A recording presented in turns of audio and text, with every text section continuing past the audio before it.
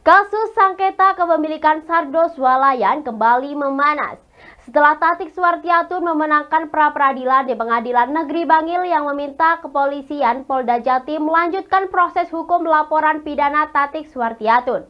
Kuasa hukum dan Tatik Suwartiatun berharap agar kepolisian segera menetapkan tersangka dan menahan mantan suami serta dua saudara yang diduga memberikan keterangan palsu dalam sengketa harta Gonogini.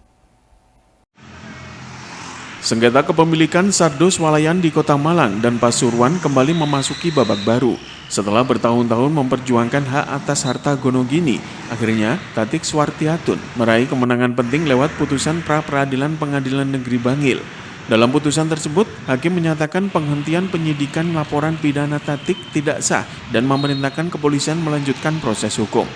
Kuasa hukum Tatik Suwartiatun, Heli SH, menjelaskan perkara bermula dari perceraian kliennya dengan IR pada 2010. Di dalam pernikahan itu terdapat sejumlah harta bersama, termasuk Sardo Swalayan yang berdiri di Malang dan Pandaan. Perkara semakin rumit ketika kakak dan adik IR, mantan suami Titik Suwartiatun, yakni CR dan FN, mengajukan gugatan intervensi yang mengklaim Sardo Swalayan adalah harta warisan, bukan harta bersama Tatik dan IR. Untuk menguatkan klaim, mereka memakai akta pernyataan bersama nomor 7 2016 yang dibuat di hadapan notaris di Karawang. Merasa ada kejanggalan, Tatik melaporkan ke Polda Jatim pada 2020 dengan dugaan pemalsuan keterangan dalam akta otentik pada 2021. Laporan itu dihentikan dengan terlapor IR, CR, dan FN. Tatik kemudian mengajukan gugatan perbuatan melawan hukum di Pengadilan Negeri Bangil hingga ke tingkat peninjauan kembali.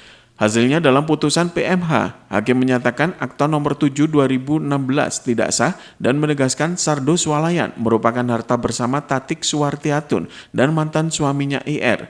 Putusan PK Gonogini juga mengoreksi putusan sebelumnya dan menetapkan Sardo sebagai harta Gonogini yang sah.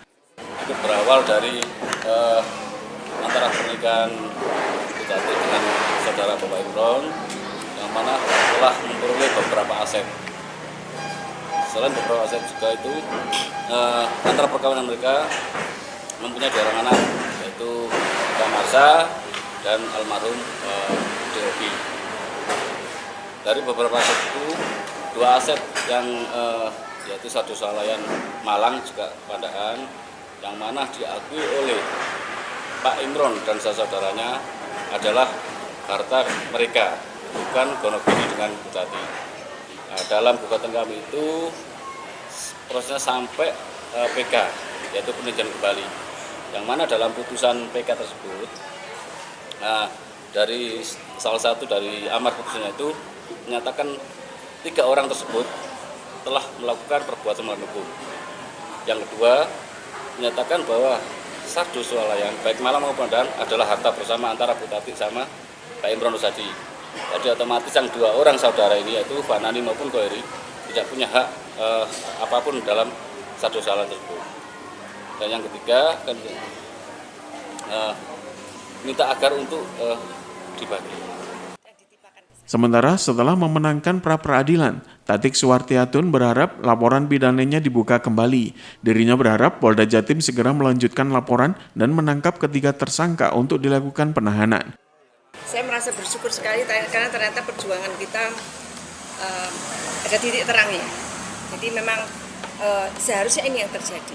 Saya dari awal bilang bahwa kebenaran akan menemukan jalannya sendiri. Insya Allah nanti dengan dibantu Mas Heli, saya akan terus maju. Kemudian saya berharap bahwa keadilan akan terwujud. Terima kasih semua atas supportnya teman-teman, terutama Mas Heli, keluarga dan sebagainya lain-lainnya. Saya bersyukur sekali bahwa saya sampai saat ini masih tetap bisa berdiri untuk melawan ketidakadilan yang ditimpakan ke saya. Simon Alfredo melaporkan.